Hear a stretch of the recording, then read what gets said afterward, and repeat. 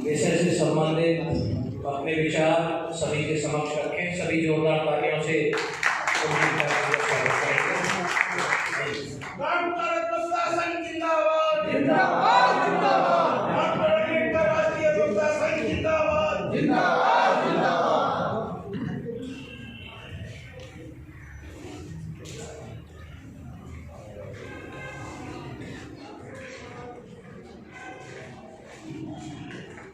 सभी को जय भीम, जय भारत, जय मूल निवासी, जागो मूल निवासी।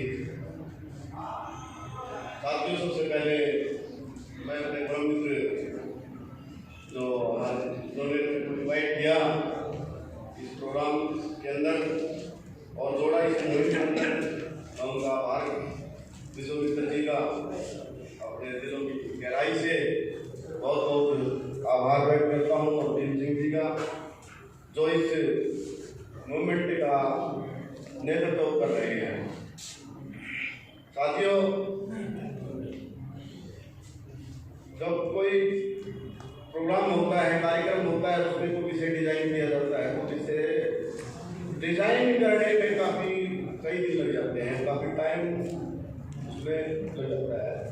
कोई विषय ऐसे ही नहीं कट कॉपी पेस्ट, बहुत मेहनत का काम होता है विषय।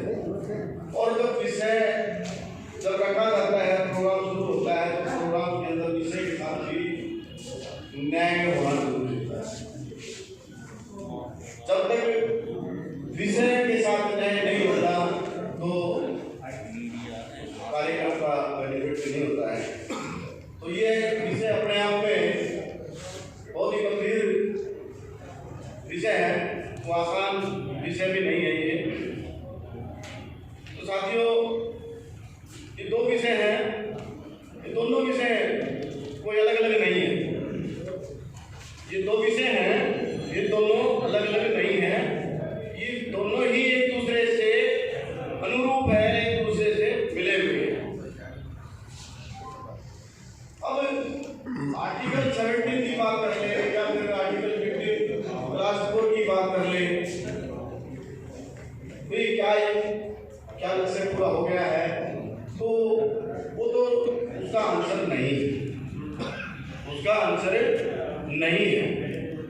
वो नहीं क्यों है वो आप लोगों को सभी को पता है, ये बात बताने की जरूरत भी नहीं है कि ये चीजें पूरी क्यों नहीं हुई। क्योंकि जो लोग संविधान के पहले अनुच्छेद का सरेआम उल्लंघन करते हैं, तो आप उनसे उम्मीद ना करिए कि वो संविधान को लागू कर दें। इस देश के अंदर तमाम बड़े से बड़े पदाधिकारी, इवन माननीय प्रधानमंत्री, इवन राष्ट्रपति, इवन जो है इस देश की मीडिया, उनको अच्छे तरीके से हमारे देश का नाम तक मालूम नहीं है। अकॉर्डिंग टू कॉन्स्टिट्यूशन हमारे देश का नाम इंडिया, दैट इज भारत।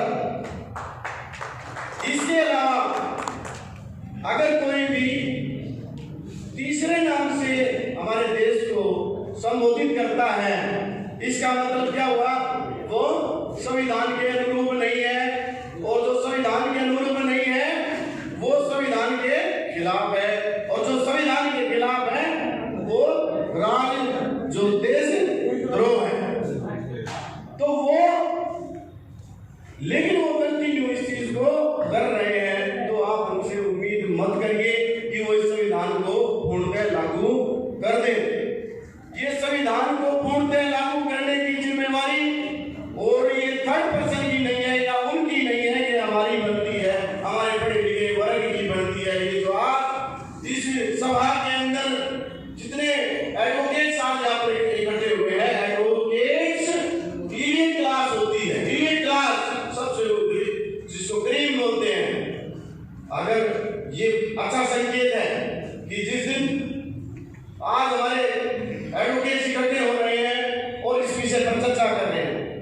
साथियों, आर्टिकल 15 क्लास 4 आर्टिकल 17 इसका सरेआम उल्लंघन लगातार होता आ रहा है। इसका इम्प्लीमेंटेशन नहीं हो रहा है इस देश के अंदर। आर्टिकल 17 ये कहती है छुआछूत का अंत, अनटचेबिलिटी, अबॉलिशन होगा अनटचेबिलिटी। लेकिन अब अनटचेबिलिटी जो है वो दूसरे तरीके से इनडायरेक्टली जो है हो रही है। वो कैसे हो रही है? आम आदमी के साथ तो होती है, आम आदमी के साथ तो होती है, लेकिन हम जुडिशरी की बात कर रहे हैं। जुडिशरी के अंदर हमारे जुडिशल ऑफिसर होते हैं, जिसमें एक उदाहरण एग्जाम्पल के तौर पर नाम देता हूँ, पीडी दिनाकर नाम जो है दिनाकरण, उन्होंने एक डिसीजन दिया था अवैध परियोजना के खिलाफ, और उस अवैध परियोजना के खिलाफ जब डिसीजन दिया तो उस समय कर्नाटक में जो है बीजेपी की सरकार थी। अगर वहां पर बीजेपी की सरकार थी तो उनका खमियाजा उनके खिलाफ जो है इम्पीचमेंट लाकर किया गया। अब हाई कोर्ट के अंदर जस्ट ये कर्नाटक हाई कोर्ट के अंदर दूसरा अगर एग्जाम्पल ले, जयंत पटेल जो जस्टिस हुआ करते थे कर्नाटक हाई कोर्ट में, अब जिस समय वो गुजरात के अंदर थे उन्होंने इरशद जहां केस के अंदर फेक एनकाउंटर के अंदर जो है सीबीआई के ऑर्डर दिए, और सीबीआई के ऑर्डर किसके खिलाफ दिए? वो मिस्टर अमित शाह जो आज गृह मंत्री है उनके खिलाफ दिए। लेकिन जैसे ही जो है उनकी सरकार आती है, बीजेपी की सरकार आती है, तो सरकार के आने के बाद उधर उनको उनका ट्रांसफर इलाहाबाद कर दिया जाता है। इलाहाबाद कर दिया जाता है तो इलाहाबाद सीनियरिटी के अंदर इधर कर्नाटक के अंदर वो सीनियरिटी में चीफ जस्टिस बनने ही वाले थे और बन ही जाते, लेकिन जैसे ही उनको इलाहाबाद ट्रांसफर किया गया वो सीनियरिटी में तीसरे चौथे नंबर पर चले गए। यानी कि indirectly discrimination, the violation of article 17। और इधर छत्तीसगढ़ के अंदर जब बात करें, छत्तीसगढ़ के अंदर छत्तीसगढ़ के अंदर 17 SC/ST जो जजेस थे जिनको उनको जबरन रिटायरमेंट दी गई। अगर वो रिटायरमेंट नहीं दी जाती तो आने वाले साल में एज ए सीनियरिटी के हिसाब से वो हाई कोर्ट में एलिजिबल हो जाते हैं। दूसरी बात, ऐसे बहुत सारे उदाहरण है। एक एग्जाम्पल जैसे इस देश के अंदर जो जुडिशियल सिस्टम के अंदर जो करप्शन चला था, उस करप्शन के खिलाफ जस्टिस कर्नन ने अपनी आवाज उठाई, और जस्टिस कर्नन ने वो चीजें उठाई, उनका अधिकार भी था उठाने का, लेकिन उनके साथ हुआ क्या? इतिहास में कॉन्स्टिट्यूशन के अंदर एक सरेआम लोकतंत्र की हत्या हुई। कैसे हुई? बीइंग ए जस्टिस रहते हुए उनको रिमूव किया गया विदाउट इम्पीचमेंट। इम्पीचमेंट का प्रावधान है कॉन्स्टिट्यूशन के अंदर 2/3 मेजॉरिटी से। विदाउट 2/3 मेजॉरिटी उनको उनकी सर्विस से रिमूव किया गया और उनको सजा दी गई। इतिहास में पहली बार बीइंग ए जस्टिस उनको सजा दी गई। सेम सिचुएशन इधर प्रशांत भूषण के सामने होती है। इधर क्या देते हैं? उसको फाइन देते हैं 1 रुपया। इधर क्या देते हैं? 1 रुपया फाइन। तो डिस्क्रिमिनेशन बिल्कुल कंटिन्यूअस है। अब मैं बात करता हूँ, ये अब डिस्कशन हो रहा है, ये क्यों हो रहा है? इसलिए हो रहा है क्योंकि हमारा प्रतिनिधित्व तो नहीं है, और वो प्रतिनिधित्व तो जानबूझ के उधर नहीं आने दिया जाता। अब एक षड्यंत्र है। अब ये कॉन्स्टिट्यूशन है, constitution is supreme law of the land. तो इधर 3 पिलर हैं, 3 पिलरों से देश चलता है, लेजिस्लेचर, एग्जीक्यूटिव और जुडिशरी। अब इधर आर्टिकल 12 ये कहती है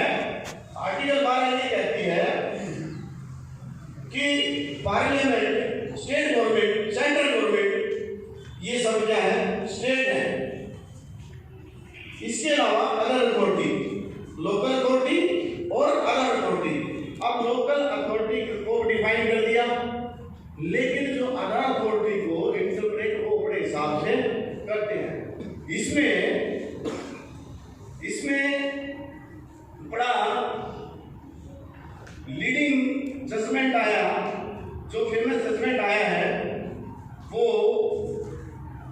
honourable justice Mathew Kesavananda Bharati, page number 830 1973 supreme court R1, जिसमें क्लियर कट जुडिशरी को स्टेट डिफाइन किया गया और जुडिशरी को ये कहा कि स्टेट है। अब स्टेट समस्या ये है स्टेट की, अब वो स्टेट मामला कहाँ घूम रहा है, स्टेट में घूम रहा है। स्टेट का मामला क्यों है? क्योंकि हमारे आर्टिकल जो हमारे जितने भी मूलभूत अधिकार हैं, फंडामेंटल राइट्स हैं, वो भाग 3 में दिए गए हैं और वो सभी भाग 3 हम क्लेम कहाँ करते हैं? हमारे वो राइट्स है वो इंडिविजुअल के खिलाफ नहीं है, वो कहाँ है? स्टेट के अगेंस्ट में। इसलिए जिम्मेवारी बढ़ती है कि ये जिम्मेवारी ये बढ़ जाती है कि स्टेट अगर डिस्क्रिमिनेशन करता है। ये गरिया मुंडा की जो रिपोर्ट हुई और गरिया मुंडा की जो रिपोर्ट आई थी 15 मार्च 2000 के अंदर, और गरिया मुंडा की जो रिपोर्ट आई, इन्होंने सुप्रीम कोर्ट के अंदर और हाई कोर्ट के अंदर जो हमारी पोजीशन है SC/ST जजेस की वो बताई है, और बड़ी डिटेल में मैं उसमें नहीं जाऊंगा। लेकिन इन्होंने एक जबरदस्त बात ये कही मुंडा रिपोर्ट में, इन्होंने कहा कि Bombay high court and Delhi high court are not following the policy of the reservation for the last 61 years. Madras and Rajasthan High Court have no reservation for scheduled caste or scheduled tribe in case of the graduate or promotion post. The High Court of Allahabad, Andhra Pradesh, Kerala, Punjab, Patna और Madhya Pradesh do not follow the provision of the reservation promotion. दूसरी बात कि इसमें एक साफ कई बार जो है लॉ कमीशन ने अपनी रिपोर्ट भेजी है और उस रिपोर्ट को लागू नहीं करते हैं। वो चाहे हमारे कुछ मिनिस्टर लगा लो या पॉलिटिकल प्रेशर की वजह से, उधर क्या है कि आर्टिकल 312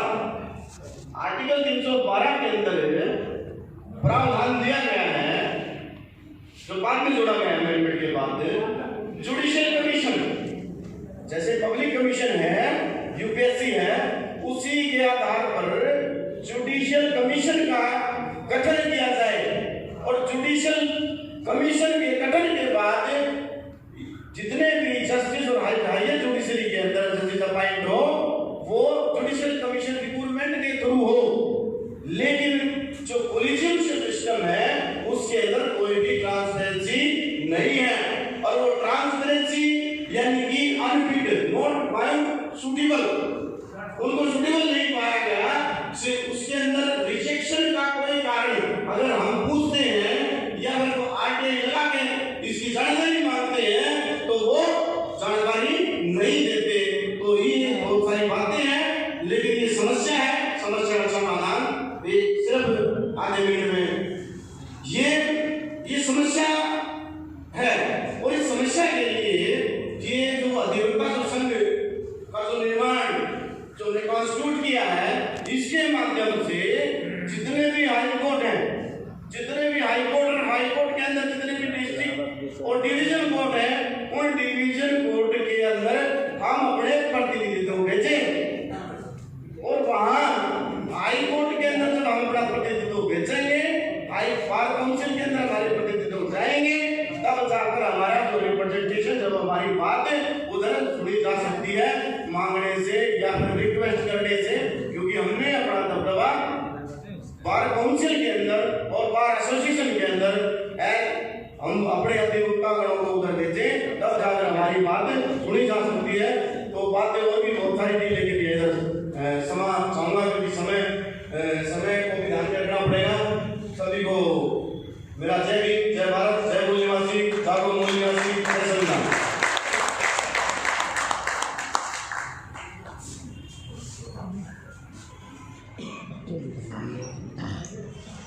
थैंक यू एडवोकेट साहब। साथियों, जो क्रक्स है इनका ये है कि देखिए, जब तक हमारा रिप्रेजेंटेशन नहीं होगा बार में, जब तक बार